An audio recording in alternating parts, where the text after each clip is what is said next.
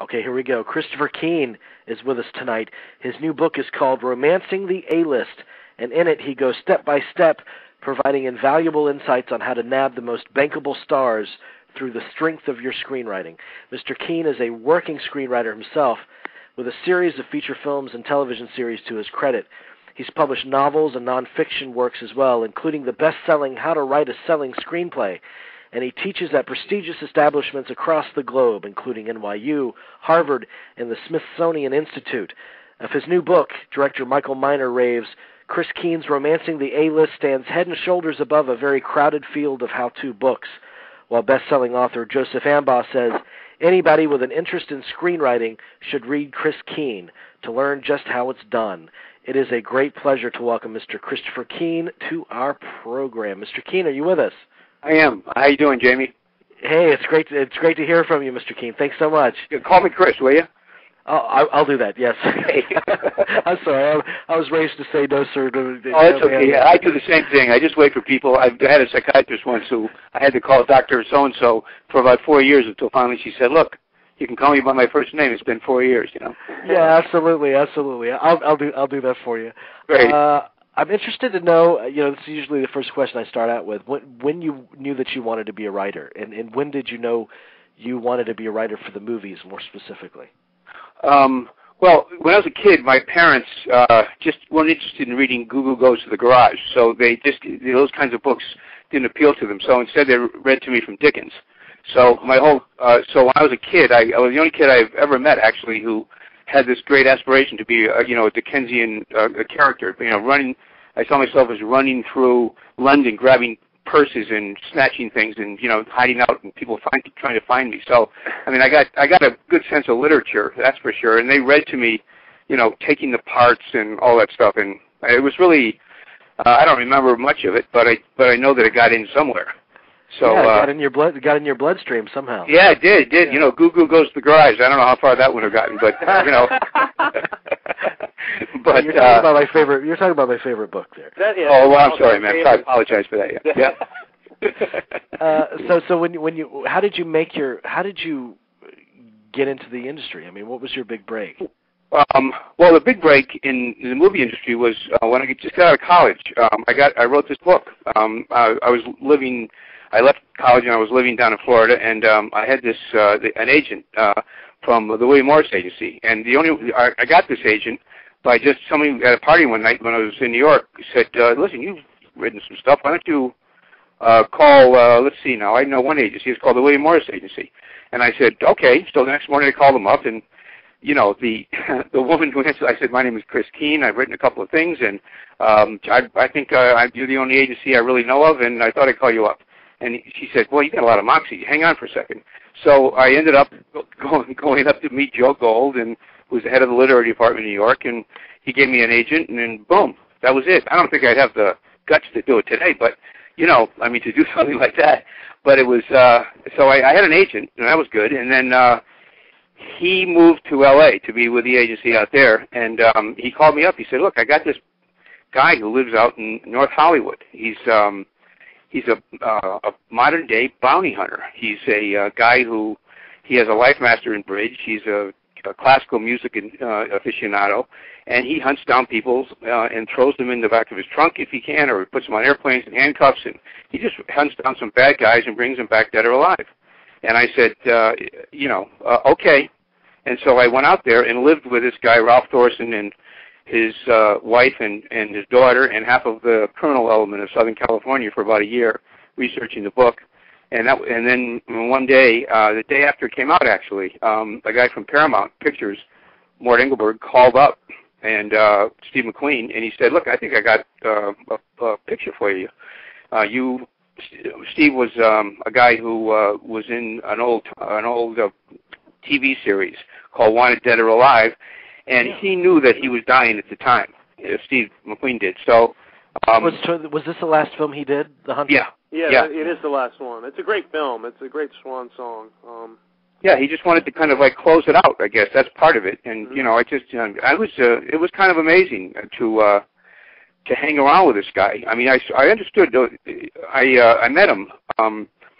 Mort took the bounty hunter and me up to his suite in the Beverly Wilshire Hotel on the 11th floor. That was a private suite where Warren Beatty had his in-town suite, and Jack Nicholson and McQueen, and so here's this guy that was my childhood, and I wasn't too many years out of childhood, sort of, and so I'm just kind of astonished by this guy. And we walk into his place, and the first thing I see is this high-backed Victorian chair with a hole in the back of it with all the stuffing on the floor. And so I didn't just, say, who does your interior decoration? I mean, I didn't want to say something like that, So what I did, I just sat down with him and the bounty hunter and Mort, and for about 9 hours, we took everything that we could possibly conceive of and tried to put it into some kind of a structure in the picture. And that's when I kind of learned what it takes to be the #1 box office in the world, or the #1 of anything. This guy's attention to detail and his focus was absolute. If someone said butterfly, he'd try to put the butterfly in the picture. If someone said, brick wall, he'd try to put a brick wall. I mean, every single thing for those 9, literally, he took and tried to put in this picture. I had never seen anything like that, and, very, very few times since. I'm crazy about Steve McQueen, and correct me if I'm wrong, but I think part of what makes him special, I remember hearing stories about Bullitt, and there was a great big kind of back and forth scene between he and I can't remember the actor's name in Bullitt, but he basically had so much dialogue, and he ripped all the dialogue out, and he says, "I don't need any of that. Just have me eat a sandwich during this scene." It expressed so much more than pages and pages of dialogue would have. I mean, he was that strong of an actor, of a presence. Yeah, he had a love affair with the camera like nobody else. Mm-hmm. In fact, it was interesting because we finally got around to that chair in the place, and I asked him, I said, "What's going on with the chair?" And he said, "Well, let me tell you something. We had a director up here. There was this guy named Peter Himes who wanted to direct, and he also wanted to." And Steve said, "I got to tell you, this guy is one of the most officious, self-congratulatory creeps I've ever met." and he said, "I took him. He was sitting in that chair, and I said, Peter, you better get up. Otherwise, I'll might do some harm to you." And he said, "What?" And he said, "Just stand over there by the bar." And so Peter got up and stood by the bar, and McQueen pulled this big long hogleg 45 revolver out, and actually shot the chair. And he looked over at Himes and he said, "Listen, you're fired, buddy. I would have, if I could have gotten away with it, I would have killed you, but I killed your aura. Get the hell out of here." And that's how he fired him. Wow. Yeah, I know. I had heard just before that he had, fired the director on Tom Horn by taking him out in the middle of the desert and leaving him there. Right. No, I remember there's a documentary that came out a couple of years about McQueen on Turner Classic Movies, and some of these stories did surface. They don't make them like that anymore. No, they don't. No, they don't. They don't make them like that anymore, I'm telling you.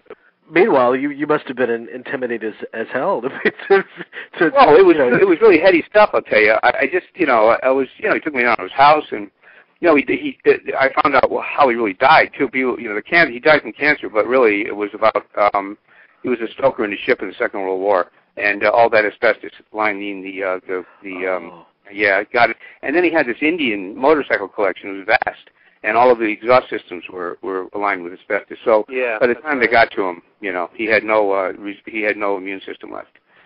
So it was really heady stuff, and but it sort of started me on this kind of character.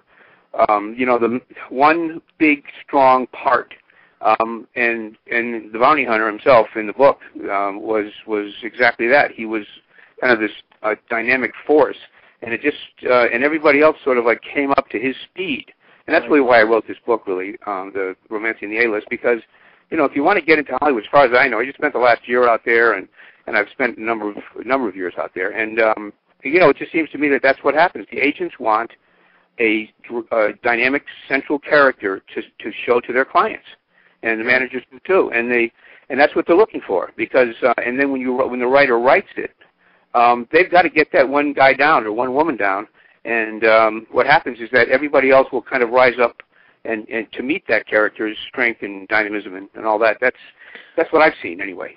Well, yeah, you talk about this in your book, and you argue that people people teach different things. They say that structure is the most important, blah blah blah. But you argue that it's actually a good idea to shoot for the moon and write for an A-list actor because it forces you to up your game. And in that respect, nothing is more important than character.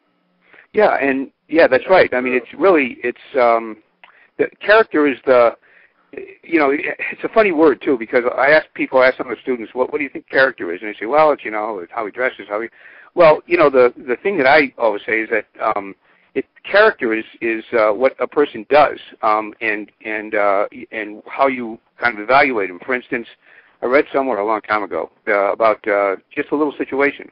A doctor is driving down through Seattle, in the road through Seattle, and he's rushing to save some other doctor's life, and he's on his way.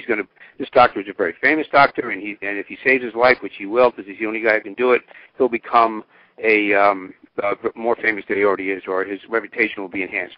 On the way, he's going about 80 miles an hour. He looks over to his right, and he sees a van with two Hispanic women in it. The van is on fire. It's burning. And this guy only has less than an hour to get to the hospital and to get this guy saved. So now he looks over to the right, and he sees these two women, and they're burning. And he knows he's a doctor who could probably save them. But all of a sudden, that split second, he's got to make a massive, major decision about what he's going to do. And if you have 4 or 5, and who knows? I mean, everybody has a different answer. The thing is, if he chooses, he says goodbye to the women. He says, I can't. I'm sorry, ladies. I can't do it. And he rushes forward. He basically is making a decision that shows his character.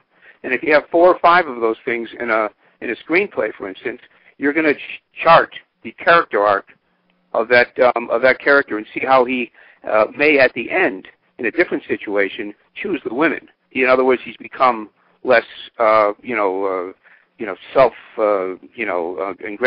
Right. He wants to, he softens up. He becomes human again.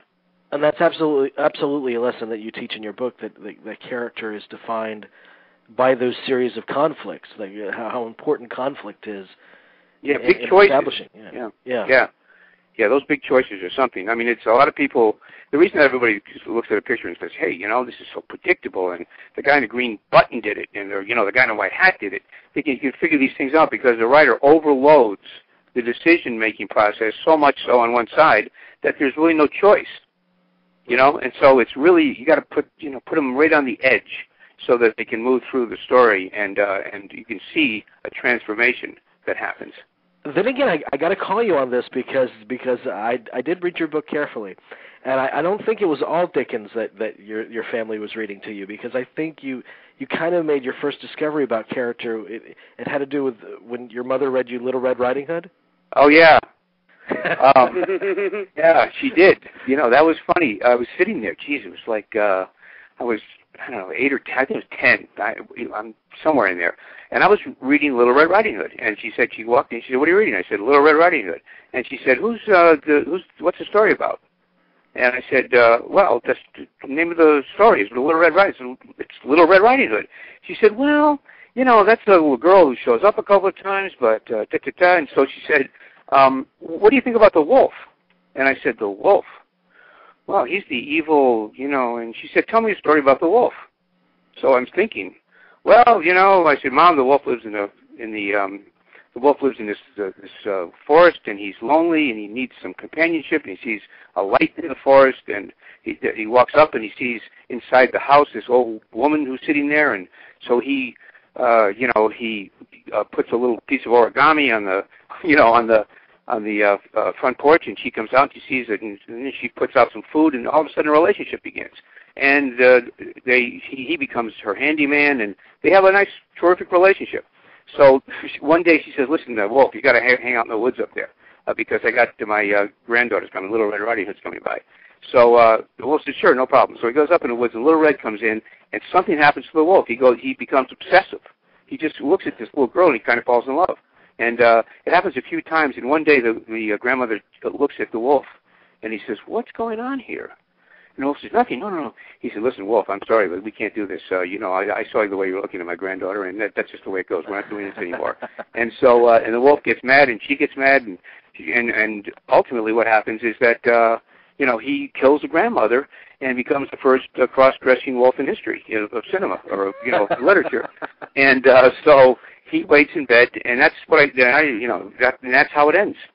Well, so what did this teach you? I mean, did it teach you that your central character is only good as the character surrounding him, or that every character is a main character in their own story? Well, well, first of all, it has to do with choosing who the main character is. And I just said, it's Red, and it wasn't Red. It was the person who changes the most, who makes the most impact on the story, and it's obviously it's the wolf. The wolf, is the character because he's got the obsession, he's got the drive, he's got the change, and also what happens is when you look around your cast, you find that character who does change the most, the one who's going to move the story further than anybody else is. And so what you do is you make a little check around the room, and you find out there are maybe 5 characters, and those 5 characters are all equal, this and that, but someone's going to stand out. And usually that's the characters. But in the meantime, the extra bonus in that thing is that you get to know the story from 5 different characters' points of view. You really look at it from each one. And so by the time you start to outline, you've got a pretty good cast and a pretty good point of view from the main characters there to formulate a pretty good story. Yeah. So tell me what, in terms of the theme of your book, what A-list actors are looking for in a character today, and how is that perhaps different from the cinema 50 years ago? Well, I think the characters now are obviously much more psychologically based. There's a backstory in there that's really much more dynamic and much more dark and sinister sometimes. And what they have to shed today is what any story I think has, is that every character who comes into a story is facing the most critical moment of his or her life. I mean, the character has to. It's like Henry James said 150 years ago, that if the main character doesn't face the most critical moment of his or her life, one that they've never faced before, then the story is just not worth telling. And so today, these characters are psychically challenged. They come from myriad problems that they've had in childhood. There's some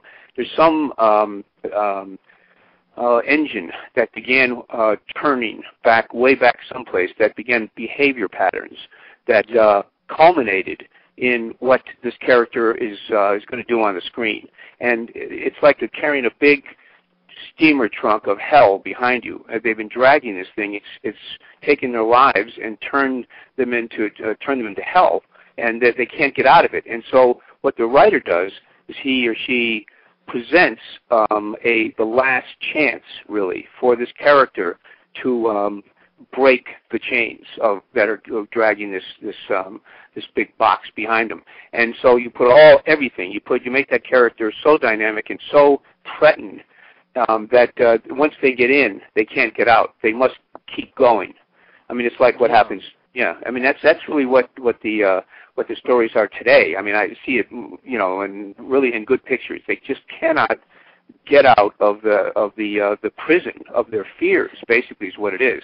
I mean, they're the kinds of roles too that would have frightened away our stars of yesterday.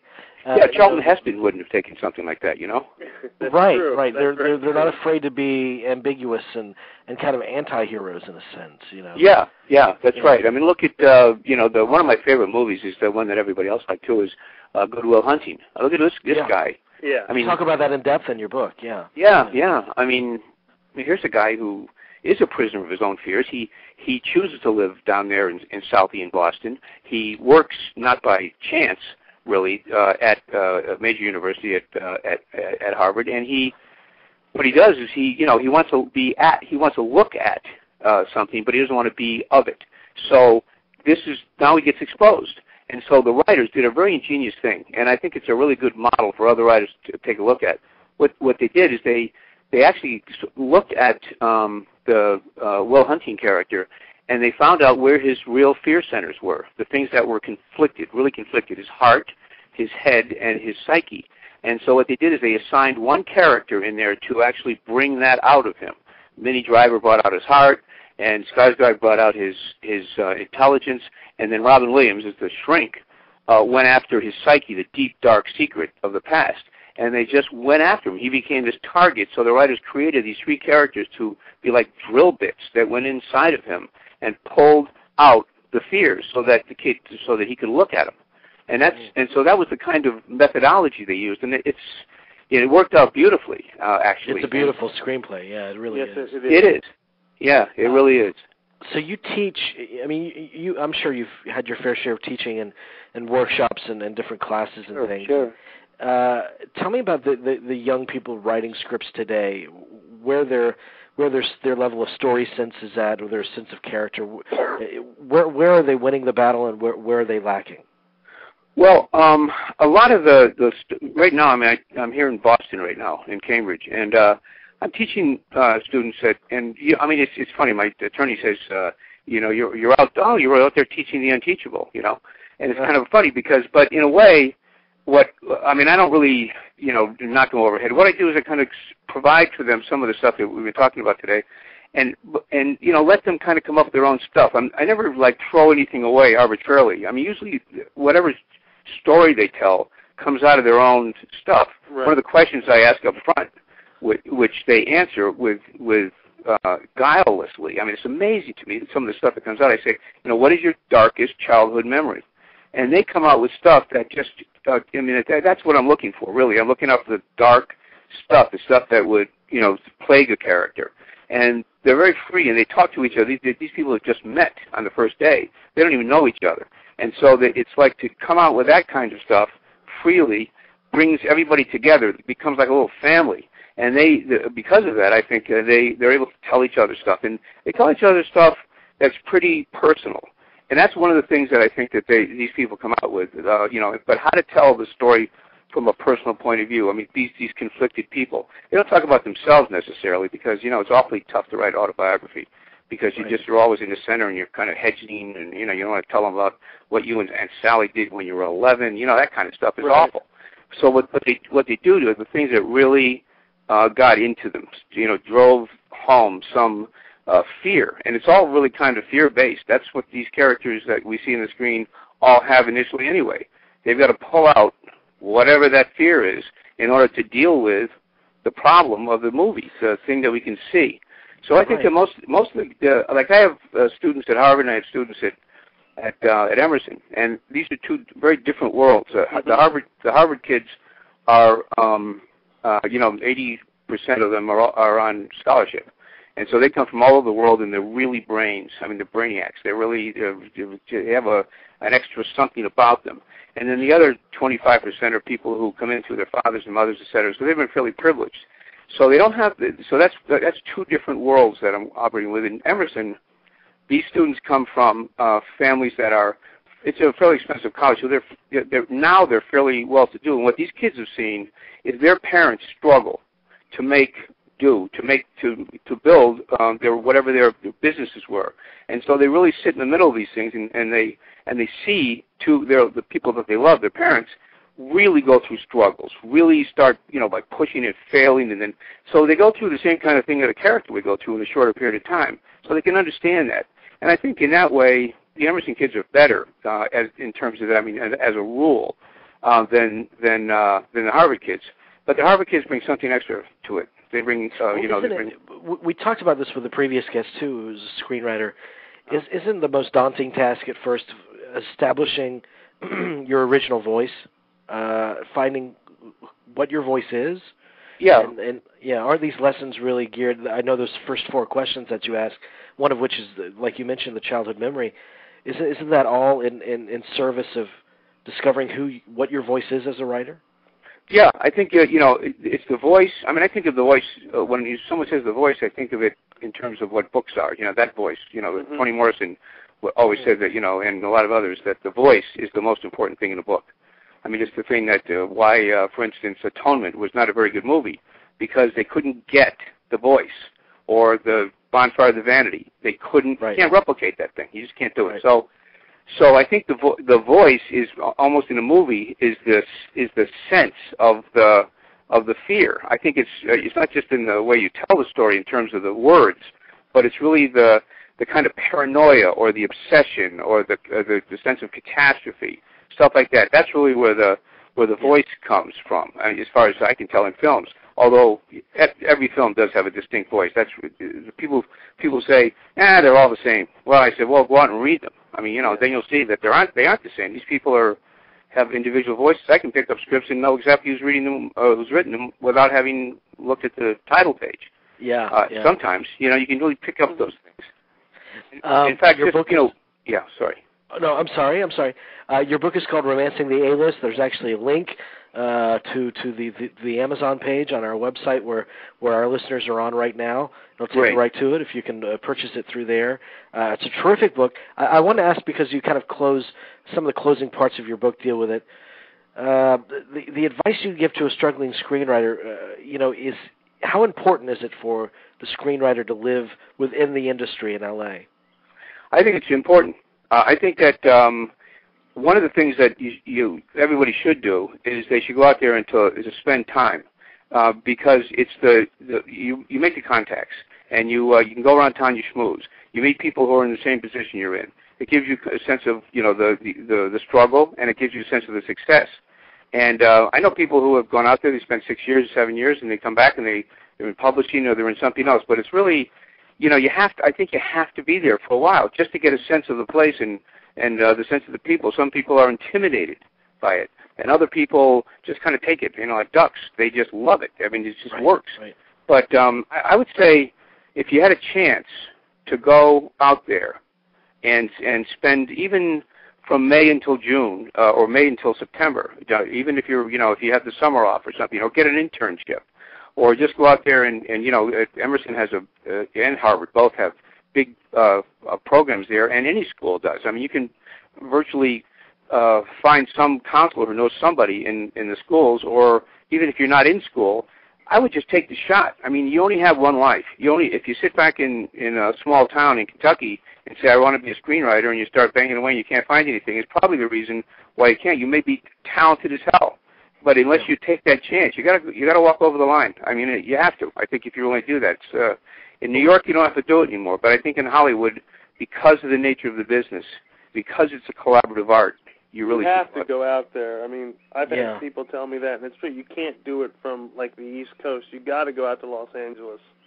Yeah, just really do. There is no other way. Right. There is no other way. I've been told this and I've done it, so I know exactly what you're talking about. We got 3 minutes remaining, and we got a caller in line. I want to make sure we get him in case he has a question for you. Okay, sure. 615, go right ahead. Jamie, it's Mike. It's Mike. Oh, hey, Mike. Hey, Mike. Hey. What's up? I'm just enjoying the interview. You guys are talking about going for it. I'm digging it. Go for it, man. That's it, Mike. You got to get on your bike and ride out there because the same thing for Ubo, right? Yeah. Well, yeah, we welcome Uwe Boll at the top of the show. There's been quite a bit of buzz about that interview, but this is a fantastic book, and it really, I mean, go for it is a big theme in it too, and it really inspires you to get in front of that keyboard and start writing. Yeah, it's just nuts and bolts. It's pretty simple stuff. It's just kind of laying it out there, and I mean, they're all the Hollywood stories, but I'm kind of a nuts and bolts guy. I just think that people should just follow some of the rules and then break them. Once you know, break them. Yeah, absolutely. Yeah. The book is called Romancing the A-List. Christopher Keane. Chris, thank you so much for joining us tonight. Yeah, thanks, Jamie. Thanks, guys. I really appreciate it. Nice talking to you. Anytime, come back on and join us. Anytime in the future. Thank you, man. Great. Thanks. Bye-bye.